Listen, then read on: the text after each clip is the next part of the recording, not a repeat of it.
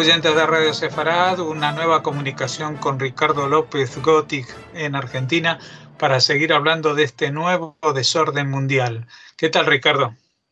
Hola, Jorge, ¿cómo estás?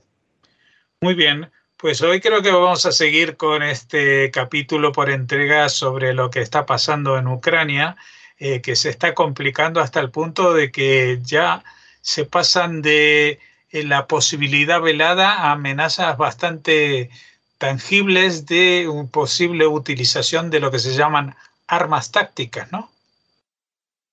Sí, si bien ya desde enero de 2022 Putin venía hablando del arsenal atómico que tiene Rusia, que recordemos, la guerra comienza el 24 de febrero, pero bueno, ya en enero sabíamos que este conflicto estaba por desencadenarse en una guerra abierta.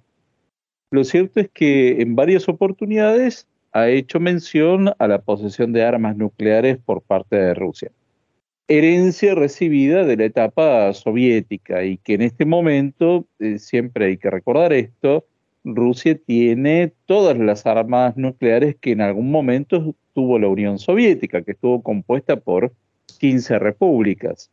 Después, en los años 90, las distintas repúblicas fueron cediendo el arsenal atómico a manos de Rusia, y de hecho, en 1994 se firmó lo que se conoce como el Memorándum de Budapest, por el cual Ucrania cede las armas atómicas a Rusia.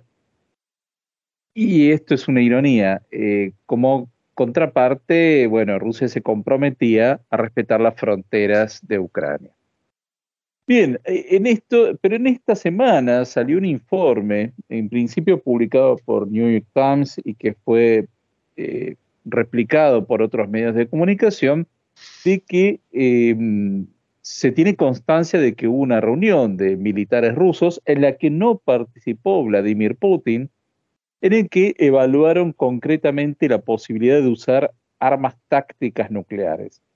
Estas armas nucleares son de menor impacto que las armas balísticas tradicionales, pero se estima que Rusia posee un total de unas por lo menos 2.000 armas nucleares tácticas. Es decir, tienen menor impacto, obviamente tienen digamos, una consecuencia de radioactividad sobre la zona donde queda, pero, y esto para compararlo, Estados Unidos y el bloque occidental prácticamente no tienen de este tipo de armas tácticas nucleares, porque estas se fueron desmantelando cuando terminó la Guerra Fría. Es decir, en Rusia en ese sentido tiene una superioridad en cuanto a la posesión de este tipo de armas. Esto obviamente enciende las alarmas porque algún tipo de respuesta va a haber a esto. Es decir, tengamos en cuenta que desde 1945, cuando estaba terminando la Segunda Guerra Mundial, nunca más se volvieron a utilizar armas atómicas en una guerra. Es decir, hubo ensayos nucleares, pero no arrojar bombas nucleares en una guerra. Es decir, nos tenemos que remontar hasta agosto de 1945, las famosas bombas de Hiroshima y Nagasaki. Es decir, la eventual utilización, aunque sea de menor impacto, primero, sabemos que esto va a dejar una consecuencia por décadas. Después de todo, Chernóbil también fue en Ucrania, pero esa fue una central nuclear que implotó, es decir, que se colapsó y que dejó una contaminación radiactiva que dura hasta el día de hoy. Estamos hablando de un accidente nuclear desde 1986 hasta ahora. Entonces, lo que significaría esto, y por otro lado, ¿en qué circunstancias se podría llegar a utilizar este tipo de armas? Y lo cierto es que lo que se está planteando es que si continúa el repliegue ruso frente a la contraofensiva ucraniana, existiría el escenario o la posibilidad de la utilización de este tipo de armas. Ahora bien, acá hay que hacer algunas lecturas, porque esta información, cómo se obtuvo, cómo es que salió a la luz, cómo es que se filtró, si es que no es parte también de una política de intimidación para que Ucrania cese su contraofensiva y que se siente en la mesa de negociación, ante esta amenaza velada, o si realmente lo están considerando.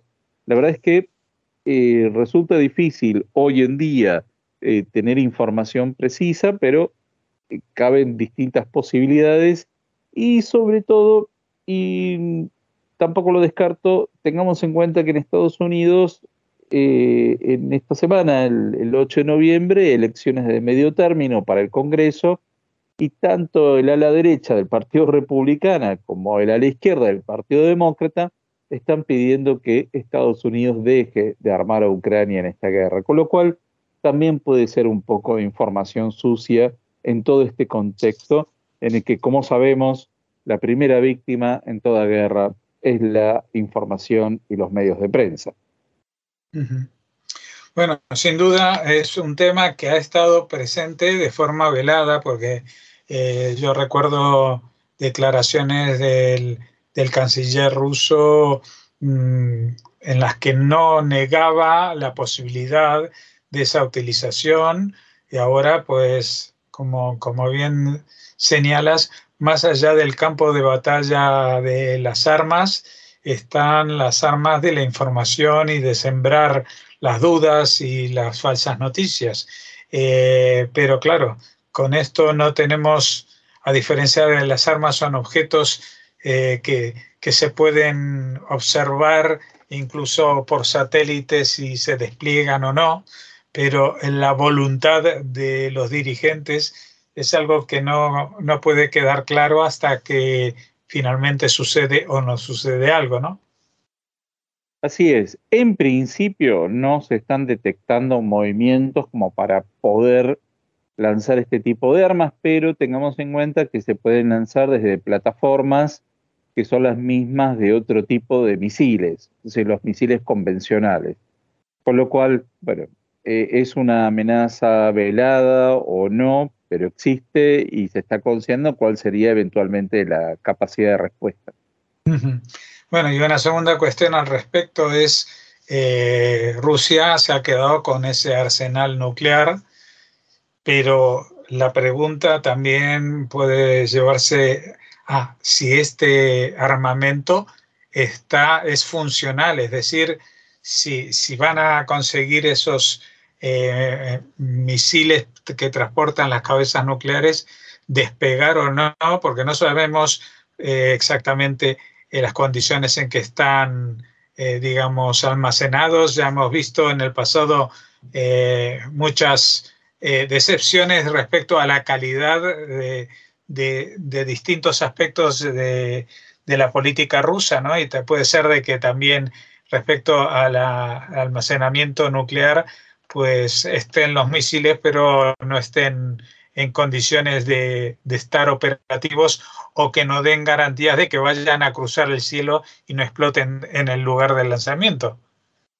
Es muy buena observación y de hecho una de las primeras hipótesis de conflicto que se barajaron inmediatamente al terminar la Guerra Fría es que por error pudiera ser lanzado uno de estos tipos de misiles nucleares o intercontinentales, porque se tenía mucha conciencia de las fallas de todo este tipo de armamento y toda la infraestructura soviética. Así que sí, realmente no sabemos si ese arsenal no está completamente obsoleto y a la hora de lanzarlo, si es que va a tener algún resultado. Esperemos que nunca se llegue a esa posibilidad.